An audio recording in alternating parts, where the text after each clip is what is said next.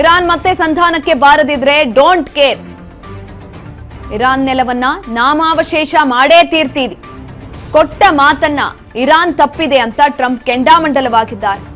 Hormuz open ಮಾಡ್ತೇವೆ ಅಂತ ಮಾತು ಕೊಟ್ಟಿದ್ರು, ಆದ್ರೆ ಮಾಡಿಲ್ಲ. ಬಂದ್ ಮಾಡಿ ಆಟ ಆಡ್ತಿದ್ದಾರೆ. ಇರಾನ್ ಮೇಲೆ ಭೀಕರ ದಾಳಿಯನ್ನ ನಡೆಸುವ ಸುಳಿವನ್ನ ಕೊಟ್ಟಿದ್ದಾರೆ ಅಮೆರಿಕ ಅಧ್ಯಕ್ಷ ಡೊನಾಲ್ಡ್ ಟ್ರಂಪ್ ಅವರು. ಇರಾನ್ ನೆಲವನ್ನ ನಾಮಾವಶೇಷ ಮಾಡ್ತೀವಿ ಅಂತ ಇದೀಗ ಅಮೆರಿಕ ಅಧ್ಯಕ್ಷ ಡೊನಾಲ್ಡ್ ಟ್ರಂಪ್ ಅವರು ಹೇಳಿರುವಂತದ್ದು. ಹಾರ್ಮುಜ್ ಓಪನ್ ಮಾಡೇ ಮಾಡ್ತೀವಿ ಅಂತ ಮಾತನ್ನ ಕೂಡ ಕೊಟ್ಟಿದ್ದಾರೆ. ಹಾರ್ಮುಜ್ ಬಂದ್ ಮಾಡಿ ಆಟ ಆಡ್ತಿದ್ದಾರೆ ಅಂತ ಇದೀಗ ಹೇಳ್ತಾ ಇರುವಂತದ್ದು ಅಮೆರಿಕ ಅಧ್ಯಕ್ಷ ಡೊನಾಲ್ಡ್ ಟ್ರಂಪ್ ಅವರು.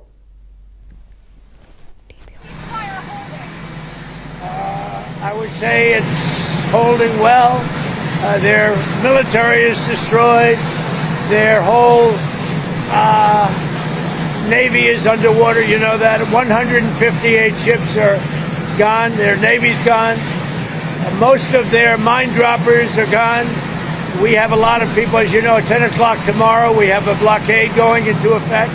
That'll be 10 o'clock tomorrow. Other nations are working so that Iran will not be able to sell oil, and that will be very effective. But what we want to do is we want to, and again, we don't need it.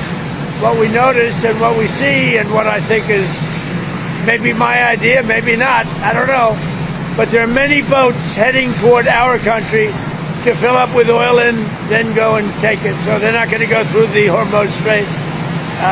And ultimately that'll be corrected. But in the meantime, they're using us. We have more oil because of drill baby drill. We have more oil than Russia.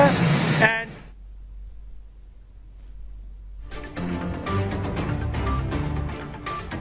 ನಾವು 21 ಗಂಟೆ ಚರ್ಚೆಯನ್ನ ನಡೆಸಿದ್ರು ಸಂಧಾನ ಆಗಿಲ್ಲ.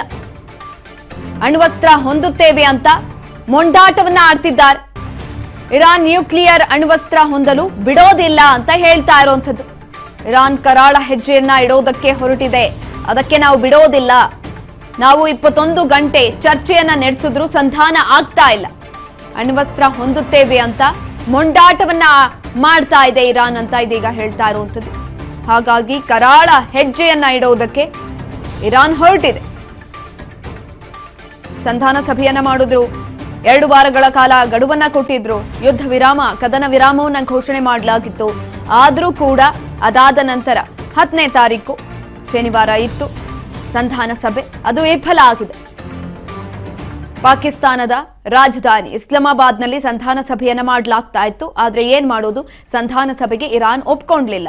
ಒಂದ್ ಕಡೆನಲ್ಲಿ ಷರತ್ತುಗಳನ್ನ ಹಾಕಿತ್ತು. America ಕೂಡ ಅಣ್ವಸ್ತ್ರವನ್ನ ಇಟ್ಕೊಳ್ಳುವಂತಿಲ್ಲ, ಜೊತೆಯಲ್ಲಿ ನೀವು ಉತ್ಪಾದನೆಯನ್ನ ಕೂಡ ಮಾಡಬಾರ್ದು ಅಣ್ವಸ್ತ್ರಗಳನ್ನ ಅಂತ ಹೇಳಿತ್ತು.